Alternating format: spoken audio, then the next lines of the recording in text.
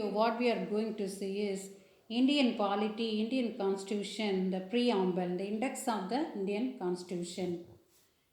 Now, what are all the points we are going to see is the origin of the preamble, the text of the preamble, importance of the preamble, terms used in preamble, that is sovereign, socialist, secular, democratic, and republic. The origin of the preamble. The preamble contains the summary of the Indian Constitution. The preamble is as much inspired by the political values practiced for ages throughout the history of Indian civilization as well as the political systems elsewhere.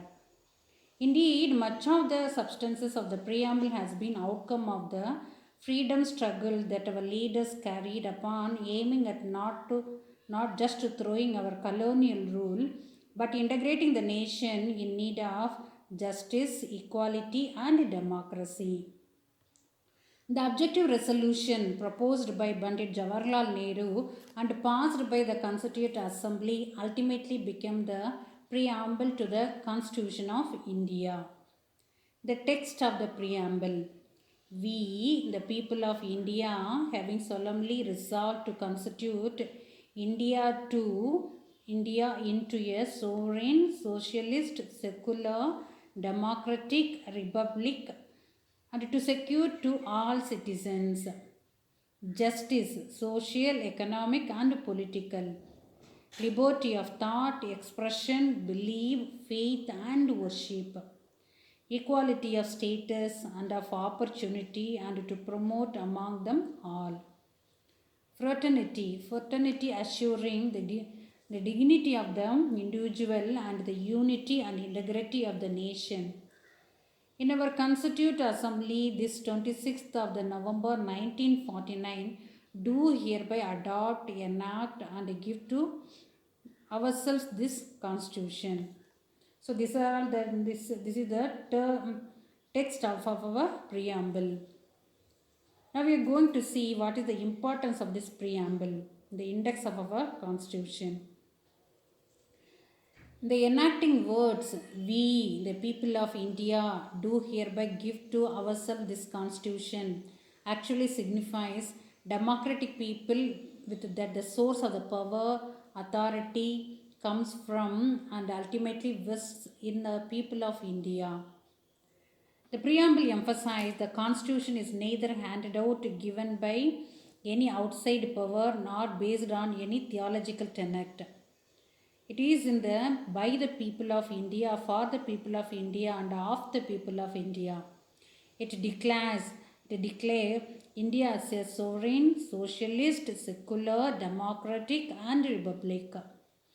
It specifies the justice, liberty, equality, and fraternity as the objective of Indian Constitution. However, the preamble is neither a source of power nor a prohibition upon the powers of legislature. The Indian preamble is not enforceable in courts of law. It is not enforceable in courts of law. Thus, the preamble of the Constitution of Free India remains most beautifully contained the basic ideals, objectives, and philosophical postulates the Constitution of India stands for actually. In short, the preamble of India is reflection of Indian Constitution. So up to this we have seen the origin of preamble, the text of the preamble, and the importance of the preamble. Next we are going to see the terms used in the preamble. What are all the terms used in preamble is sovereign, socialist, secular, democratic, and republic. The terms, the first term, sovereign. The sovereign means the supreme or independent. India is internally and externally the more independent, free from control of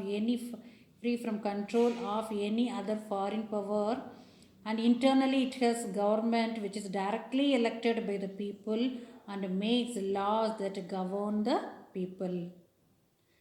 The doctrine of popular sovereignty is also one of the basic structure of Constitution of India. Hence, citizens of India also enjoying the independent power to elect their representative in elections held for parliament, state legislature, local bodies as well. India's membership in Commonwealth and United Nations organization in no way constitute limitation on its sovereignty. So up to this we have seen the meaning of the points under sovereign, the terms used in preamble. The next one is socialist. What is the meaning of socialist? That is equality in social equality and economic equality. The word socialist was added to the preamble by the 42nd Amendment. It implies the social equality. The first one, social equality, means that absence of discrimination on the grounds on the basis of caste, color, creed, sex, religion, and language.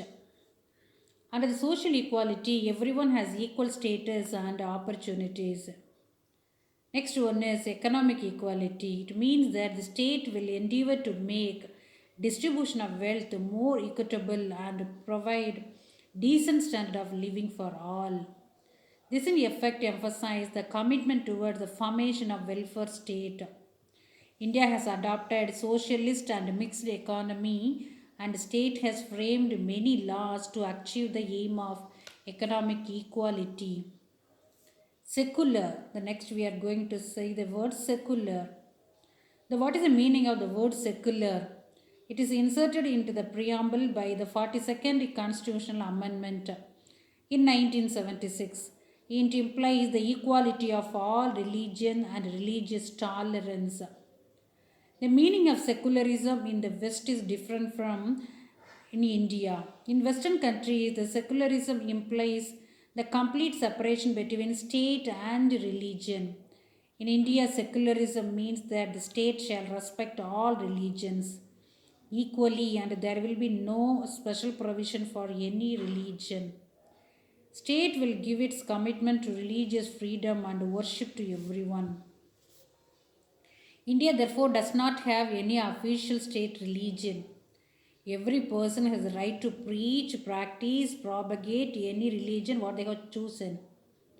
The government must not favor, discriminate against any religion. It must treat all religion with equal respect. All citizens, irrespective of their religious beliefs, are equal in the eyes of law. No religious instruction is imparted in government schools. The Supreme Court in the S.R. Bommai versus Union of India held that secularism was an integral part of our basic structure of the Constitution. The Supreme Court in the S.R. Bommai versus Union of India held that secularism was an integral part of the basic structure of our Constitution. So the word secularism over. The next word, the word meaning what we are going to say is democratic. The first part of the preamble is the democratic. We, the people of India, and its last part give to ourselves this constitution clearly indicates democratic spirit involved even in the constitution. The people of India elect their government at all levels, union, state, and local body, by the system of universal adult suffrage, popularly known as one man, one vote. Every citizen of India who completed 18 years of age and above, other than debarred by law, they are 18 years of age and above entitled to vote. Every citizen enjoys right without any discrimination on the basis of caste, creed, color, sex, religion, and language. The word democratic indicates not only the political democracy but also the social and economic democracy. Republic. It means that the political sovereignty is united with the people and not in the single hand like king. As suppose a monarchy in which the head of the state is appointed by hereditary basis for a lifetime or until they abdicates from the throne, a democratic republic is an entity in which the head of the state is elected directly or indirectly for a fixed tenure. The President of India is indirectly elected by an electoral college for a term of 5 years. The post of the President of India is not a hereditary and it is open to all citizens.